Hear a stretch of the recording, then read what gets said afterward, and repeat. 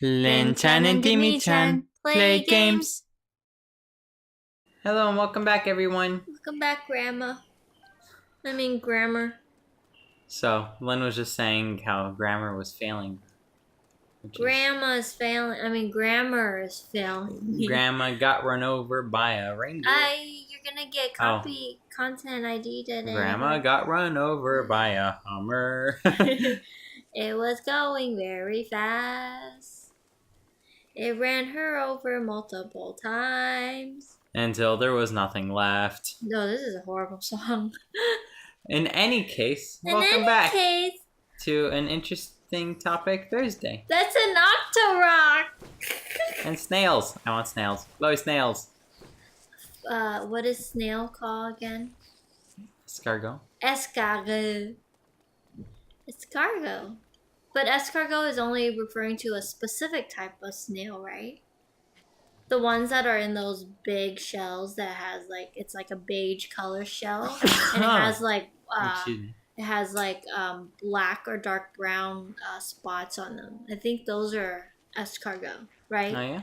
I don't know. You say so. I trust you. I don't know. Because there's so many different types of snails. I know growing up we eat snails at home.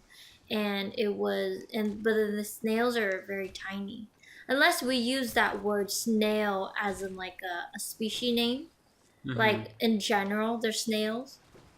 Kind of like fish, you call every sea animal kind of like fish. Mm-hmm. But then there's like tuna, there's, halibut, there's, mackerel, that kind of thing. Mm-hmm. So I guess snail is just a generic term for those kind of creatures, maybe? I think so. Yeah. Because then there are many types. Yeah, because escargot is French word for snail. Yeah, I know growing up, like, when I was younger, like, we eat all sorts. There are several kinds of snails that we eat. Mm-hmm. But you gotta be careful when you eat snails, because, like, on the snail, in the opening, especially you buy the fresh ones, they all sort of, like, has this little palette. Cap, right? This cap or this palette lid that is, like, semi the same material that the shell is made out of. So it's really, you need to be very careful because it's very sharp. It's very thin. It's a lot thinner than the shell, but it's very sharp. So like if you accidentally swallow it, it could cut you. Got it. So like when we were little, we used like a safety pin to pry it out. Yeah. Whoa. So yeah, that's another use for safety pin. Not only to pin your clothes, but to eat snails. But we use at my house. We use safety pins to eat snails. Oh, it's a good use for them. Yeah.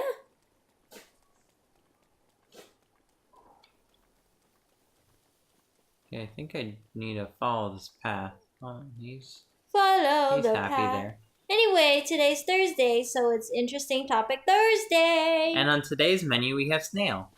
No, just kidding. Just kidding.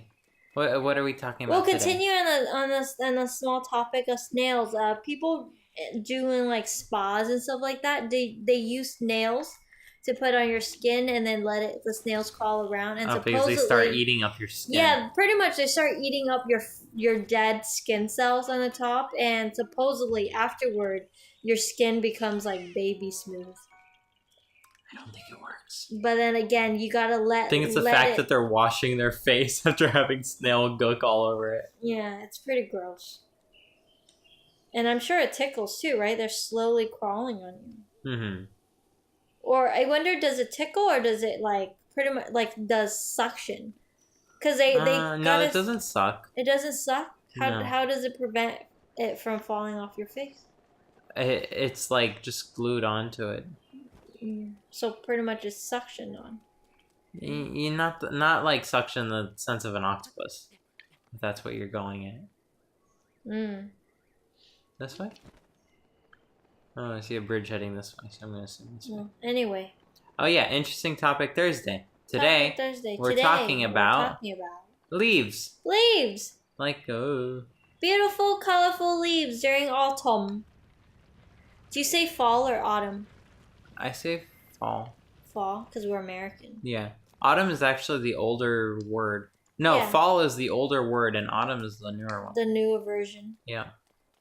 So in that sense, American English is older slightly than British English for that It one is, word. no. I didn't you say that linguistically speaking, American English have not evolved as much compared to British English?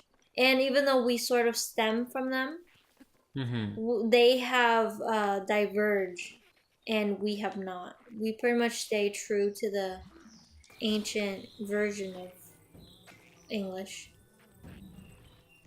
He's concentrating, so he's not answering me. But anyway, going back on the topic of why do leaves change color when it's when it's autumn, and it has Why do they change color? Tell me, please. and it has to do with that since winter is coming and slowly there's less sunlight, and so they need to prepare themselves for winter. And in order to prepare for winter, normally in the leaves you have chlorophyll that does photosynthesis, and it absorbs the sun and the sunlight and converts it into energy, and then using that to make nutrients for itself. And so, and chlorophyll is green, therefore during the summertime and spring, all these chlorophylls are working, and so it's green. And then during winter or colder season there's less sun, so the chlorophyll slowly disappeared because there's no use for chlorophyll anymore in a way. And so and what happened is that and it's very wasteful for them to just shed the leaf, like to just lose the leaves, even though, because the leaves have all the nutrients in it. So what they do is they reabsorb the nutrients from the leaves down back into its branches and its roots. And then by doing that, the chlorophyll, in the process of doing that, the chlorophyll, what it does is it sort of breaks it down into it breaks it down in order for that whole absorption process to work. And when it does that, it by breaking down the chlorophyll, the green color goes away, and it produces like a yellowish or orangish, and sometimes it's like a whitish clear color, and that's the color of the leaves that you see during winter time. Interesting. And yeah, so then all the nutrients are gone, and then that's why it's red or yellow or orange. And that pigment is the same as the stuff that you can find in like carrots or corn or like buttersquash or whatever, or daffodils or bananas. It's that carotenoid.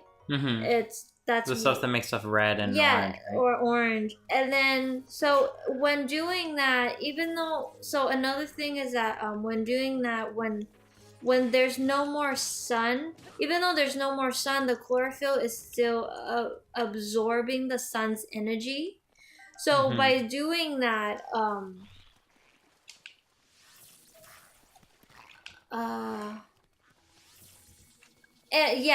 so it's constantly still absorbing the sun's energy. However, with no photosynthesis happening, all those energy is now being going into the tree and being absorbed up by all these oxygen molecules, and these oxygens are now being overly excited and energized. And it's actually very bad for plants for them to have get oxide. So then what because then all these overly active oxygen is now gonna start damaging the tree, And so what the tree does is that it produces this thing called it sort of like produces these compounds, small like chemicals to sort of like block off the sun, the shading of the sun, and blocking off of the sun energy. And these molecules or these compounds are called anthocyanins. And it is this compound that gives, or this chemical that gives us the leaves like that really bright red color. So some trees you see has like a yellowish orange tone, and some trees have like a bright red. So the red is a different compound? Yeah, the red is a different chemical that the tree pretty much like it's a step further in protecting itself. in case that the chlorophyll still has a lot of the sun's energy, and if those energy isn't being used in photosynthesis. Interesting. Yeah, because photosynthesis happens in the sunlight. So with no sunlight in the winter, it's still absorbing all the energy, and what does it do? It's it's creating a problem. So that's what happens. So that's why you get all these different colors. So do you only get those colors, or do you ever get like purple or? I think only those colors. Nothing in there. I think only those colors, like mixed, like yellow, orange, and red, like different ingredients of those colors. And that's only because those compounds are it has those colors, kind of like chlorophyll is green. Yeah. Yeah. Like the plant has to be ready to make them. That's why there's only certain plants turn colors as well, right? Yeah, only certain plants turns color as well, and especially like if you go up in the higher mountain where there's like snow and stuff like that, and you notice like there's a lot of pine trees up there, and it has to do with the way they store water as well. Oh, interesting. Yeah, I don't quite remember. I learned about it not too long ago, but I don't quite remember. But we'll talk on that topic another day. Why do certain trees shed the leaves and certain trees still have all their leaves? We'll do another topic on that. But it has to do with how they store water, and so they don't like get dehydrated. Yeah. On the topic of trees changing their leaf colors, did that one just die? There are some trees that, like, there's whole forests made up of these trees, and they all change color at the same exact time too. Oh, because it's one species. Not one species; it's one individual. One tree. Yeah, it's one plant. It just sort of spread its roots, and then its roots start to spurt up and make new trees here and there from it. But it's one tree overall.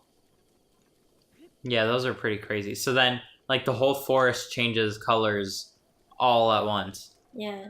And the thing is that, like, these all the leaves that, like, eventually fall out, the reason why leaves fall is because all the veins that leads the nutrients from the root to the branches to the leaves are now being reabsorbed back, and then those veins are being clogged up. And so eventually all the connective tissues in that area sort of, like, died out, and that's how the leaves fall off. Oh, interesting.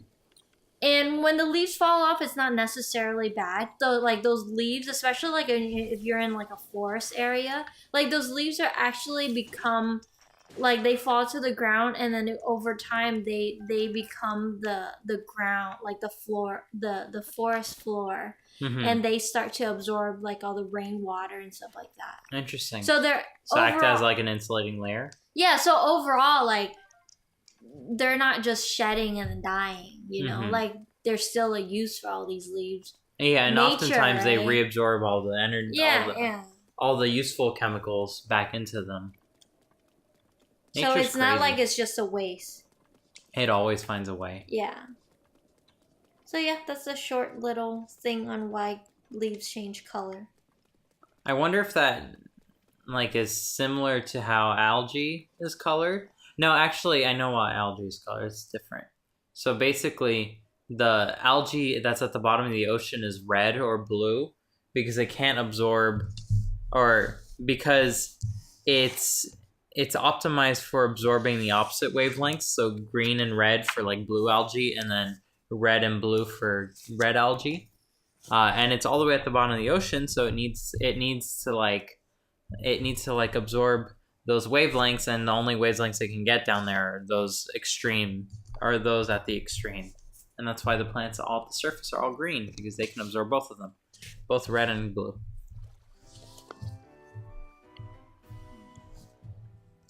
You are still pretty far off, my friend, but I was sure you'd be passing over this bridge, so I've been waiting for you. You'll be in Zora's domain before you know it. In fact, I'm gonna go ahead there too. I shall meet you there. Whoa, Link! Beware, warrior! A monster approaches from behind you. It's a big monster. Let's kill him.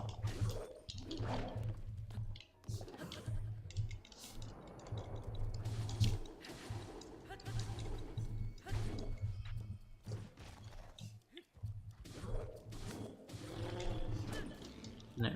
And now it's a dead monster. Dead monster. Do. Was that my first moblin? I think so. Anywho, see you next time, everyone. Bye bye. Where we will learn about something else about trees. Yeah, the one that I mentioned, why some of them don't lose their leaves, or why some leaves turn colors and why some don't. So check back tomorrow, and you'll learn the answer. Answer time. Bye, everyone. Dimi-chan, Linh-chan, Dimi-chan, Linh-chan, Dimi-chan, Linh-chan, Linh-chan, Dimi-chan, Dimi-chan, chan, chan, chan, chan, chan, chan, chan.